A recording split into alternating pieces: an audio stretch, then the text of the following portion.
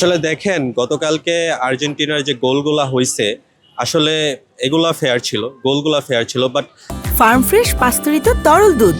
বেশি ভালো দুধ। ফিফার বা আর্জেন্টিনার প্রতি পক্ষপাতিত্বের কিছু স্পষ্ট উদাহরণ আমরা গতকালকের ম্যাচে দেখতে পারছি। এটা এখন যদি এমনটা হইতো যে শুধু আমরা বাংলাদেশি সাপোর্টার যারা আছি শুধু তারাই বলতেছি, তবুও না হয় মেনে নিতাম, কিন্তু এটা ওয়ার্ল্ড ওয়াইড দেখা যাচ্ছে একটা বিতর্কের সৃষ্টি হয়েছে এবং পাশাপাশি ইউরোপিয়ান পার্লামেন্ট থেকেও কিন্তু একটা তদন্তের সুপারিশ করা হয়েছে ফিফা প্রেসিডেন্টের বিপক্ষে। সো এটা আসলেই অস্বীকার করার কিছু নেই এবং কালকে এটা আমাদের কাছে খুবই স্পষ্ট ছিল যে আর্জেন্টিনার প্রতি কতটুকু পক্ষপাতী ছিল রেফারি। সো এটা আসলেই অস্বীকার করার কিছু নেই আমার দৃষ্টিতে।